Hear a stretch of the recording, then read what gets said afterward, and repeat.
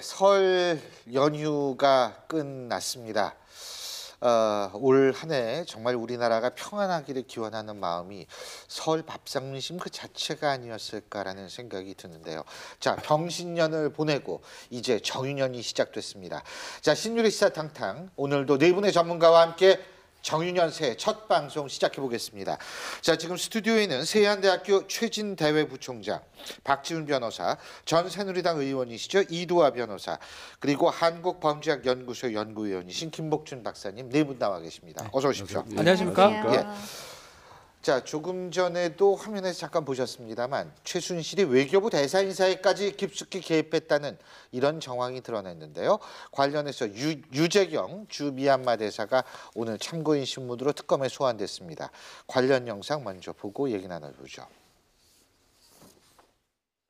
저는 지금도 누가 저를 대사에 추천했는지 알지 못합니다. 다만 저한테 임명장을 주면서 대통령이 하신 말씀은 생생히 기억합니다. 대통령께서는 미얀마에 새로운 문민정부가 열리고 이제 양국 간의 교역을 좀 더 확대할 수 있을 걸로 보여서 정통 외교관보다는 신시장을 개척하고 뭐 이런 무역을 많이 했던 경험 있는 사람을 대사로 모시는 게 좋을 것 같아서 이번에 모시게 됐습니다. 좀 최선을 다해 주십시오. 라고 말씀하셨습니다. 누군가가 어떤 저희를 갖고 저를 이 자리에 추천했었다 그러면 사람을 잘못 봤었다라는 거는 제가 자신 있게 말씀드릴 수 있습니다. 최순실 씨 만나신 적은 없으신가요? 들어가서 다 말씀드리겠습니다. 최순실 씨 만난 적은 있으세요? 네, 말씀을 못 그거를 말씀하시죠.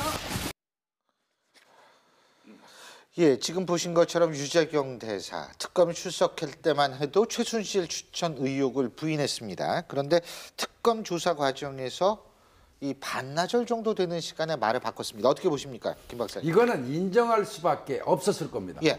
이미 특검에서 그 유 대사를 부를 때 이미 어느 정도 확인이 된 상태일 거예요. 첫 번째가 뭐가 있냐면 아마 이 특검의 수사 어떤 계기가 된 게 안종범 전 수석의 수첩이에요. 그 수첩에 삼성 아그레망이라는 그 문구가 있었어요. 그 시기하고 대사가 임명된 시기 그 즈음이 앞뒤로 맞추니까 좀 드러났고요. 그다음에 이미 다른 수사를 통해서 최순실과 이 유 대사가 만났던 면담한 사실을 특검이 확인했기 때문에 자신 있게 해외 공관장을 부를 수 있었던 겁니다. 그러니까 들어가 가지고 어떤 근거를 대는데 본인이 최순실 만난 거 뭐 전혀 몰랐다 이런 말 할 수 없었을 겁니다. 뭐 일단은 사실은 처음에는 이제 뭐 증거가 없을 거라고만 생각했기 때문에 저렇게 인터뷰한 것으로 보이는데 증거 앞에서는 어쩔 수가 없었고요. 특검 입장에서는 결국은 왜 해외 공간에 있는 대사까지 불렀냐 하면 최순실의 계속적인 출석 거부에 의해서 체포영장을 내야 되는데 또 같은 혐의를 내기 어렵다 보니까 지금 해외 공적 개발 원조 사업입니다. 여기에 이권 개입을 하면서 알선 수재 혐의가 있다 해가지고 오늘 체포영장을 청구를 했고요. 법원에서 발부가 났습니다. 결국 최순실이 계속적으로 소환에 거부하다 보니까 결국 대사를 소환하고 대사를 통해서 많은 증거를 확보하고 영장까지 청구했고 최순실은 내일이나 모레쯤 특검의 조사를 받을 것으로 보입니다. 근데 이제 결국은 이게 최순실이 미얀마에 이걸 그러니까 이 대사를 이걸 어떻게 표현해야 할지 모르겠어요 지금. 근데 어쨌든 그걸 한 거 아닙니까? 예, 그게 그렇게 돼서 이제 그걸 한 건데 대사를. 자, 근데 왜 했다고 보십니까? 그러니까 미얀마에 지금 이제 수백억 원대 ODA 그 예산이 내전이 돼 있는 거죠. 배정이 돼 있으니까 그 부분을 이제 본인 이익에 활용하려고 했던 게 아닌가 싶습니다. 지금 이제 사실관계가 일정 부분 드러난 것도 미얀마 같은데 이제 한류 이런 그 뿐만 아니라 이제 원조 사업을 하면서 한류를 확산시켜야지 문화 교류가 이루어지면 이제 공공 외교가 더욱더 이루어지니까요. 그래서 760억 원 규모 컨벤션 센터를 이제 건설하는데 사실 그렇다면 여기에 대해서는 실적이 있는 어떤 대행사가 선정이 돼야 되는데 최순실 씨가 실적이 전혀 없는 특정 그 업체를 대행사로 선정해 주면서 그 대가로 그 지분을 요구해서 받았다 이런 정황이 있다고 합니다. 그렇다면 이런 거는 이제 특정범죄가중처벌법상 알선 수재로 처벌이 가능하고요. 예. 또 이건 지금까지 그 최순실 씨의 뭐 뇌물죄 말고 다른 범죄와 관련한 것보다는 재산범죄이기 때문에 사실 또 형량도 좀 높은 것도 있을 거고요. 그래서 특검 입장에서는 이분은 이렇게 이제 삼성 또 이분이 또 지금 그 유대사가 독일에 오래 있었다 그러죠. 프랑크푸르트 쪽에 오래 있었다 그러니까 뭐 독일, 그 삼성 그리고 관련되고 최순실 씨 이렇게 돼서 안종범 수석의 수첩에서 삼성 아그레망이라는 그 단어도 찾아내고 하면서 여러 가지 제보와 또 사실관계를 확인해서 이 부분은 확인이 된 사실이 아닌가 일정 부분 싶습니다. 뭐 독일이야 뭐 저도 독일에서 10년 있으면서 하기로 했기 때문에 최순실 씨 아실 것 같아요. 깜짝 놀랐습니다. 독일 제가 3년 전에 미얀마를 한 10일 정도 가본 적이 있거든요. 근데 그때도 많은 사람들이 그런 얘기를 하더라고요. 동남아에서 아직 이제 유일한 남아있는 황금 시장이다. 특히 이제 한류 사업 같은 거 하면 정말 잘 될 거라고 많은 사람들이 얘기하더니 뭐 우리보다 한 10배, 20배 사업적으로 발달한 최순실이 그걸 몰랐을 리가 없죠. 그러니까 미얀마 같은 나라를 탁 꼭 찍어서 생각을 한 것 같아요. 나라도 좀 만만하고 또 뭐 대사도 적당하게 인사 개입하면은 실속도 타릴 수 있고 아마 그렇게 본 것 같아요.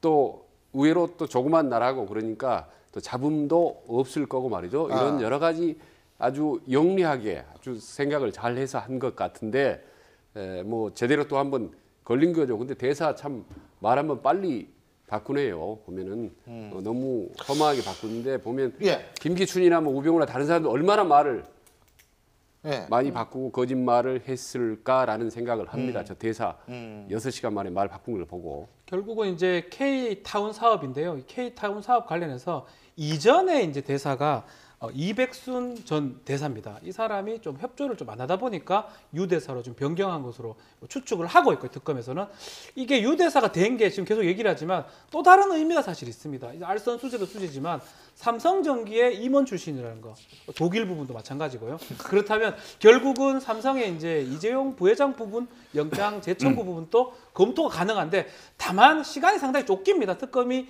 2월 28일까지 70일이 끝나기 때문에 과연 이것까지 조사가 진행될 수 있는지는 앞으로 우리가 지켜봐야 될 것 같습니다. 근데 최순실 씨가 왜 저 공관장 개입한 거는 베트남 대사 관련해서도 의혹이 있었어요.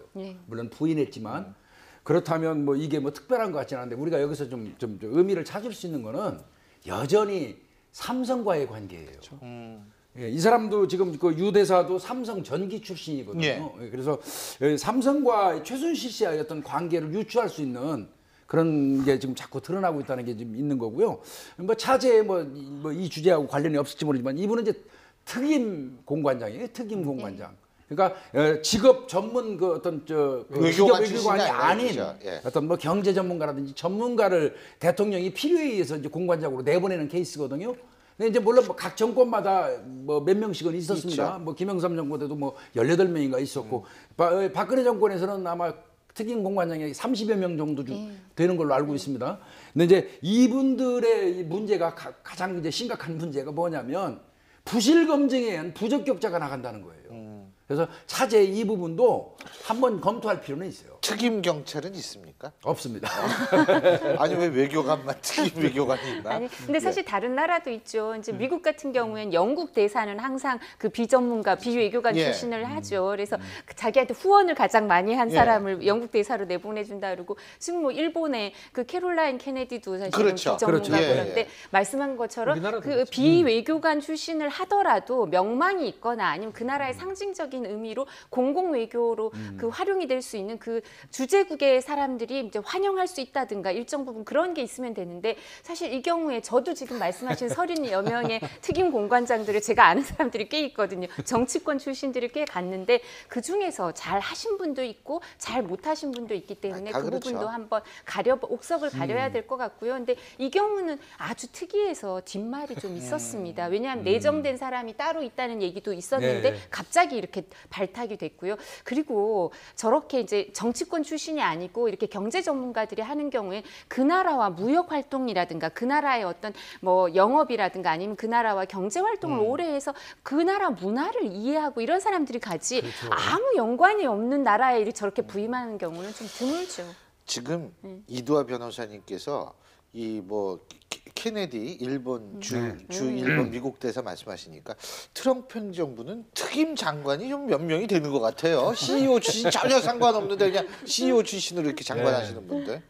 갑자기 그런 생각이 들었습니다.